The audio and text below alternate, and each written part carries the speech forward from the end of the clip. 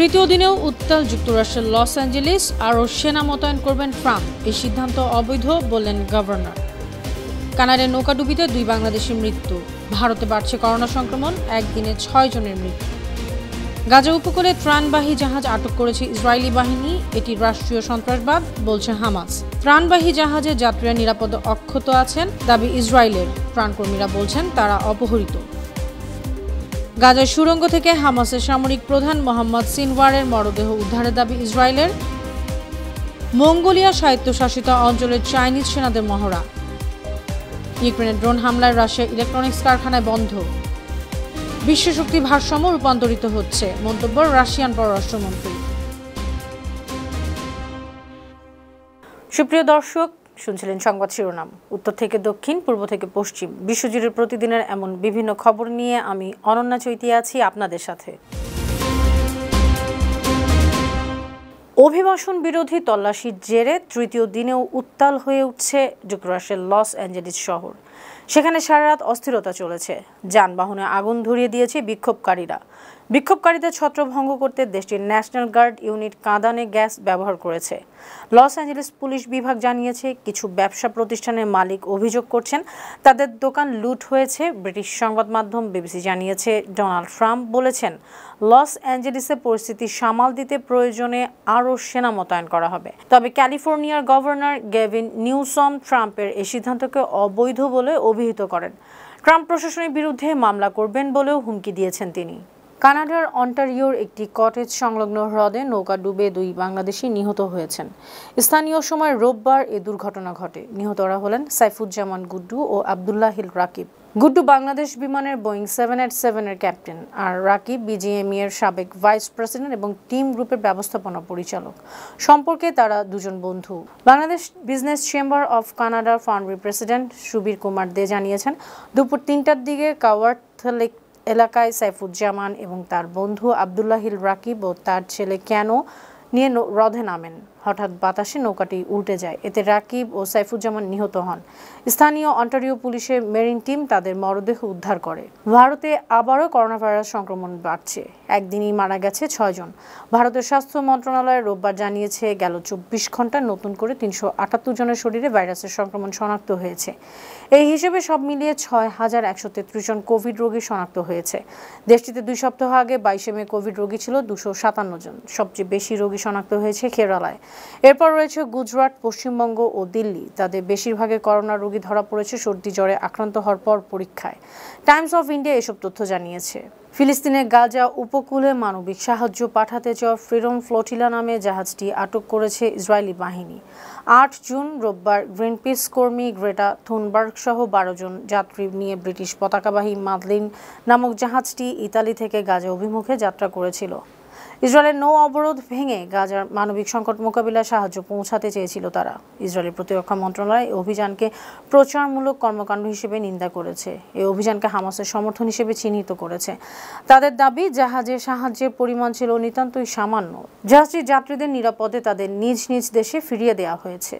অন্যদিকে জাতিসংঘের বিশেষ প্রতিনিধি ফ্রান্সেসকা আলবানিজি গাজাবাসীর জন্য ত্রাণবাহী জাহাজ ফ্লোটিলার প্রচেষ্টাকে সমর্থন জানিয়েছেন। তিনি ইসরায়েলি অবরোধের বিরুদ্ধে আরও একাত্মতা প্রকাশের আহ্বান জানিয়েছেন। ইসরায়েলি এই তৎপরতাকে রাষ্ট্রীয় সন্ত্রাসবাদ হিসেবে বলেছেন হামাস। তারা আন্তর্জাতিক সম্প্রদায়ের কাছে অবরোধ ভাঙার আহ্বান জানিয়েছে। এটি ফ্রিডম ফ্লোটিলার গাজা অভিমুখী তৃতীয় অভিযান, যা ইসরায়েলি প্রতিরোধের মুখে পড়েছিল। আগের 2টি প্রচেষ্টাতেও ইসরায়েলি বাহিনী হস্তক্ষেপ করেছিল, যার মধ্যে মে মাসে কনস্টিসিয়েন্স জাহাজে ড্রোন হামলার ঘটনা উল্লেখযোগ্য। এই ঘটনা আন্তর্জাতিক মহলে ইসরায়েল প্যালেস্টাইন সংকটের নতুন মাত্রা যোগ করেছে। এদিকে ইসরায়েলের পররাষ্ট্র মন্ত্রণালয় একটি ভিডিও প্রকাশ করেছে, যেখানে দেখা গেছে সেনা সদস্যরা আটক জাহাজের যাত্রীদের খাবার ও পানি বিতরণ করছেন। মন্ত্রণালয় জানায়, সব যাত্রী নিরাপদ ও অক্ষত। তাদের স্যান্ডউইচ ও পানি দেওয়া হয়েছে। শেষ। এক পর্যায়ে তারা এই জাহাজকে সেলফি ইয়ট বলে ব্যঙ্গ করে এবং পুরো ঘটনাকে মিডিয়া গিমিক বলে আখ্যা দেয়। অন্যদিকে গ্রেটা থুনবার্গ একটি ভিডিও বার্তায় ইসরায়েলের দাবিকে প্রত্যাখ্যান করেছেন। তিনি অভিযোগ করেছেন জাহাজটিকে আন্তর্জাতিক জলসীমায় আটক করে অপহরণ করা হয়েছে। এটি ছিল একটি শান্তিপূর্ণ মানবিক সহায়তা mission. Freedom flotilla coalition FFC এক বিবৃতিতে জানিয়েছে, ইসরায়েলি বাহিনী জাহাজে থাকা শিশু খাদ্য, ওষুধ ও জরুরি সহায়তা সামগ্রী জব্দ করেছে। ইসরায়েলের প্রতিরক্ষা মন্ত্রী ইসরায়েল কাটস বলেছেন, 2007 সাল থেকে গাজা উপকূলে যে নৌ অবরোধ জারি রয়েছে তা কেউ ভাঙতে পারবে না। জাহাজে যাত্রীদের যার যার দেশে ফেরত পাঠানো হবে। গাজা উপত্যকার দক্ষিণাঞ্চলে একটি হাসপাতালের নিচে গোপন সুড়ঙ্গ থেকে হামাসের সামরিক প্রধান মোহাম্মদ সিনওয়ারের মরদেহ উদ্ধার করার দাবি করেছে ইসরায়েল। গতকাল রোববার ইসরায়েলি সেনাবাহিনী বলেছে, গত মাসে অভিযানের পর মরদেহটি উদ্ধার করা হয়েছে।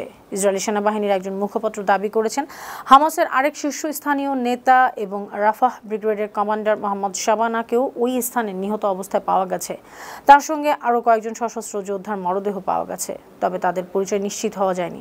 মোহাম্মদ সিনওয়ার বা মোহাম্মদ শাবানার মৃত্যুর খবরের বিষয়ে এখনও কোনো মন্তব্য করেনি হামাস। চীনের পিপলস লিবারেশন আর্মির স্থলবাহিনীর একটি ব্রিগেড উত্তর চীনের হোকিন গ্রসল্যান্ডে বাস্তব যুদ্ধ পরিস্থিতি অনুকরণে ট্যাঙ্ক গানেরই অনুশীলন প্রতিযোগিতা করেছে। ইন্নার মঙ্গোলিয়া স্বায়ত্তশাসিত অঞ্চলের একটি প্রশিক্ষণ মাঠে এই প্রতিযোগিতার আয়োজন করা হয়। এর মূল লক্ষ্য ছিল আধুনিক যুদ্ধক্ষেত্রের বাস্তবতায় ট্যাঙ্ক চালকদের নির্ভুলতা ও যুদ্ধ প্রস্তুতি মূল্যায়ন করা। এতে দ্রুতগতিতে চলমান অবস্থায় ছদ্মবেশধারী ও চলমান লক্ষ্যবস্তুতে আঘাত করার দক্ষতা এবং সঠিক সময়ে গুলি চালানোর সিদ্ধান্ত নেওয়ার ক্ষমতা মূল্যায়ন করা হয়। রাশিয়ার ভলগা নদী উপত্যকার চুভাশিয়া অঞ্চলে একটি ইলেকট্রনিক্স কারখানার প্রাঙ্গণে দুটি ড্রোন হামলার পর উৎপাদন কার্যক্রম সাময়িকভাবে বন্ধ রাখা হয়েছে। ইউক্রেন সীমান্ত থেকে প্রায় 1300 কিলোমিটার দূরের এই এলাকায় হামলাটি রাশিয়ার ভেতরে ইউক্রেনীয় ড্রোন হামলার অন্যতম গভীর আঘাত হিসেবে বিবেচিত হচ্ছে। রাশিয়ার প্রতিরক্ষা মন্ত্রণালয় জানিয়েছে, রাতভর রাশিয়ার বিভিন্ন অঞ্চলে বিমান প্রতিরক্ষা ব্যবস্থার মাধ্যমে মোট 49টি ইউক্রেনীয় ড্রোন ধ্বংস করা হয়েছে। এ বিষয়ে ইউক্রেনের পক্ষ থেকে কোনো তাৎক্ষণিক মন্তব্য পাওয়া যায়নি। রাশিয়ার পররাষ্ট্রমন্ত্রী সার্গেই লাভরভ বলেছেন, বিশ্ব শক্তির ভারসাম্য রূপান্তরিত হচ্ছে। রাশিয়া এই প্রক্রিয়ায় তার গুরুত্বপূর্ণ ভূমিকা অব্যাহত রাখবে। উন্নয়নশীল দেশগুলো আগামী দিনে বৈশ্বিক ভবিষ্যৎ গঠনে গুরুত্বপূর্ণ ভূমিকা পালন করবে। সোমবার 9 জুন মস্কো লোমোনোসভ বিশ্ববিদ্যালয়ের শিক্ষাগত ক্লাস্টারে অনুষ্ঠিত ফিউচার ফোরাম 2050 এ বক্তব্য দেওয়ার সময় তিনি এসব কথা বলেন। ফোরামে রাশিয়ার আগামী 25 বছরের উন্নয়ন পরিকল্পনা নিয়ে আলোচনা হয়। সুপ্রিয় দর্শক, এই ছিল আজকের বিশ্বজুড়ে প্রতিদিন। এমন আরও নানা খবর নিয়ে আগামীকাল আবার আপনাদের সামনে হাজির হব। আপনাদের মন্তব্য পরামর্শ আমাদের আয়োজনকে আরও প্রাণবন্ত ও সৃজনশীল করে তুলতে পারে। সে পর্যন্ত ভালো থাকুন, সুস্থ থাকুন, 52 টিভির সঙ্গেই থাকুন। আল্লাহ হাফিজ।